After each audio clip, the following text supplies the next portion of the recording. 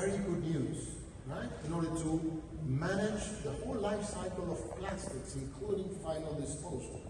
So I have a question to Francine Barron. Based on your experience in government, senior positions, and you were also an ambassador to the UN, in Geneva, offices and so forth.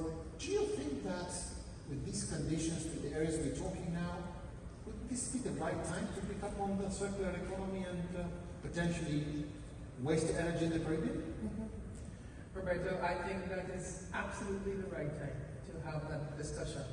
I think you made the point yourself when you said that a garbage truckload of waste ends up in the ocean every minute, you said? Yes. Right. When we think of that, this is absolutely staggering.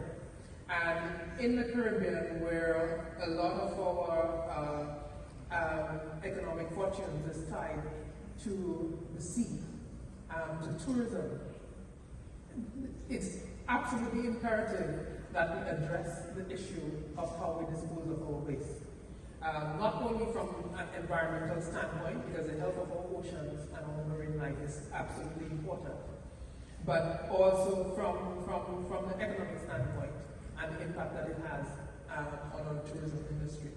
And we have to look at the issue of how do we sort our waste properly?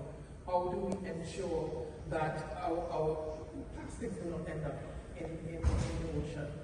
I think that Gary alluded to some of the challenges that we face as importers.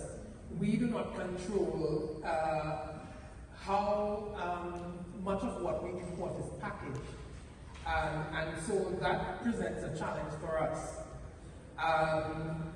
But notwithstanding that challenge, we have the ability to determine how we deal with it when it gets there. And so that requires there to be proper government regulation of how we deal with our waste.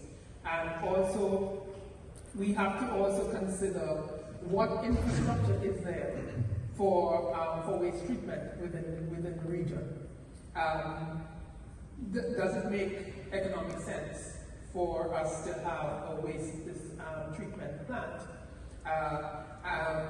for particular countries, or should we look at a regional approach to how we deal with waste management?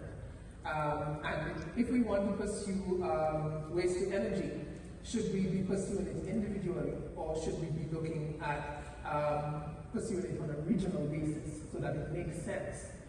Because ultimately one has to look at the economics of things. We also, when we look at alternatives to things like plastics, we also have to think of what is convenient to the consumer and what is the cost to the consumer when you migrate to alternatives that are more environmentally friendly. And so there needs to be a proper marketing strategy, a proper education strategy, so that people make the responsible choice to choose something that is more environmentally friendly. Thanks very much.